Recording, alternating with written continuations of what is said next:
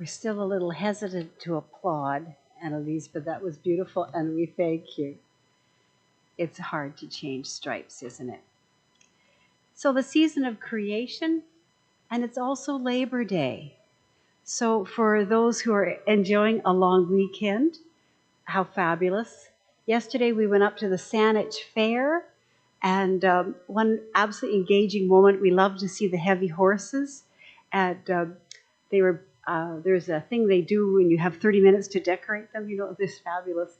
So they were mainly the horses we see downtown that were there, and they had whatever is called, looks like about wainscoting height, keeping them in, and there was a little hole, and a Shetland pony kept on sticking his head out as like he was doing reconnaissance for these horses that weighed a ton each.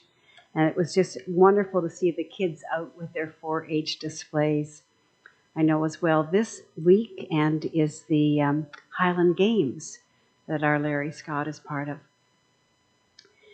So the season of creation was started by the patriarch of the Orthodox Church in the late 1980s. That's a church centered in Constantinople, and it is, of course, hugely ancient and patriarchal.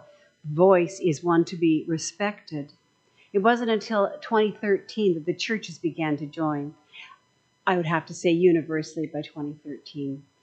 Why would we join this? Well, first of all, it is an amazing group of people. When you think of the Roman Catholics, the Protestant congregations, and the Orthodox churches around the world, that's billions of people focusing for this length of time on creation, ending with St. Francis.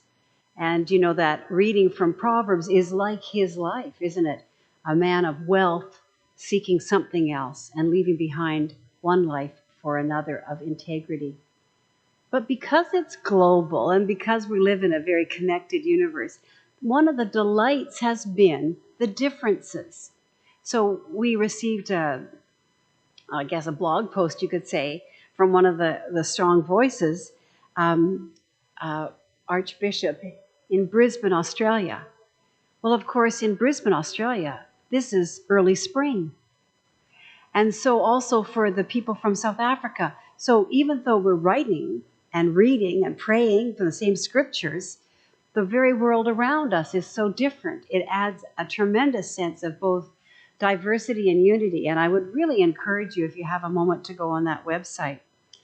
So our values are not just about creation, but the interlocking relationships between things like refugees and creation. Think of all the climate refugees since 1989, for example, mind-boggling. But it's also talking about the values, which is why we want to really highlight St. Francis, values of empathy, compassion, and a valuing of all people. And so this is, by the way, the patron saint of ecology. Now, we don't have patron saints in the United Church much, I know, but certainly I just want to say that statue was given to me a number of years ago, and by someone who did believe in patron saints, and so it's very special. So we're asked to do something quite audacious. We're asked to listen to others and then speak together to save our common home. This is not a new call for us. It's not a new call for any of us in this consortium.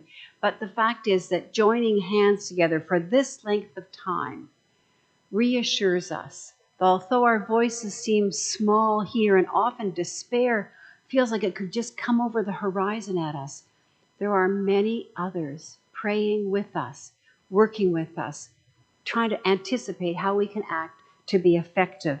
And then there are, of course, always the hopes. And it is still hope, right? Not optimism, hope that we could impact the UN summits that are coming up.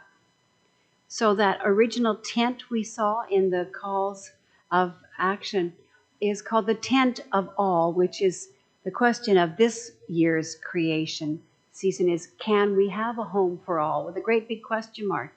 Oikos is the Greek word. I think with these Delta variants and the Mu variants, people are learning the Greek alphabet again.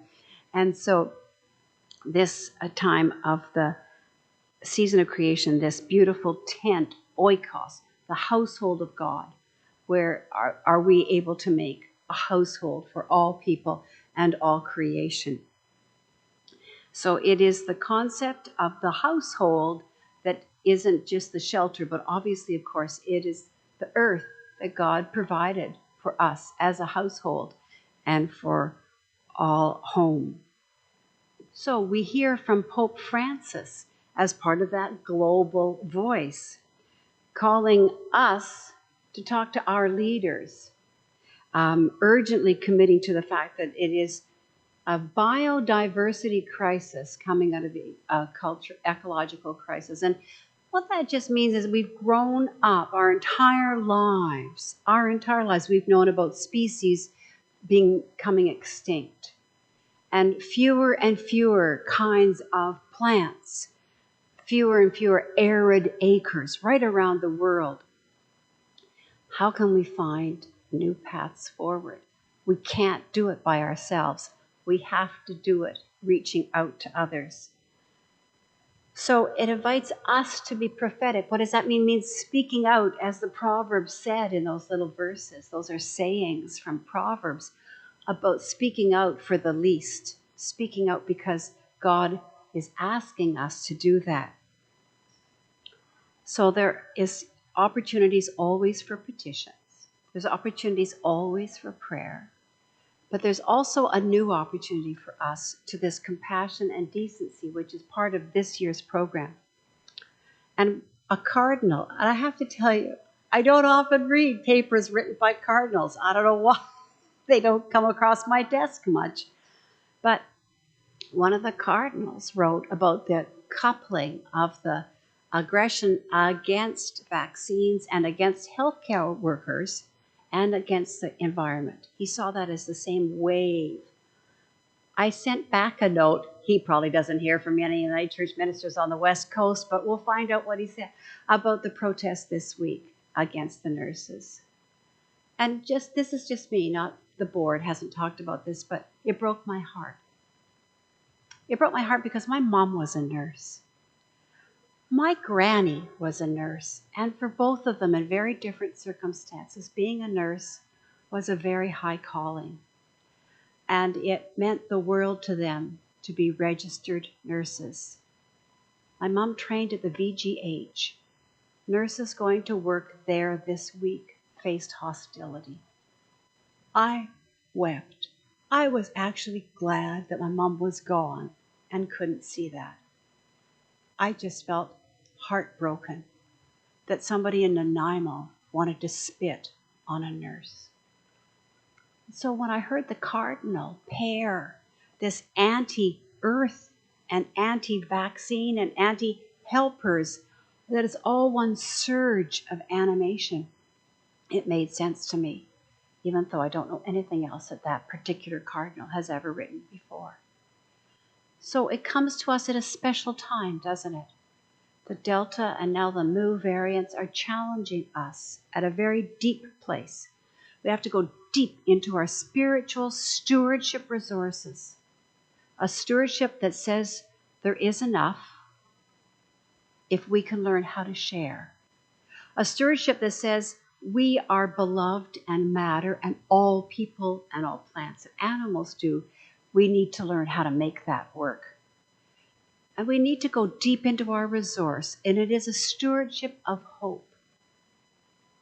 A stewardship of hope that allows us to say, in spite of all that's coming at us, we will stand behind that little flickering flame.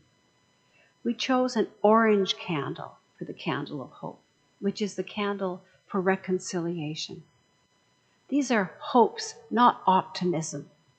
The difference is optimism is backed up by kind of a cheery sense of we know what's going to happen and it's going to be good. Hope is much different. It says we are not alone. We can work together without having any sense that we can control the outcome, but we will not stop working for the outcome that we believe God has called us to. That is a stewardship of hope. And in this season of creation, I believe we go deep into those stewardship resources, that we might be a voice for creation, for decency and compassion, and a voice for hope. May we be blessed to be so. Amen.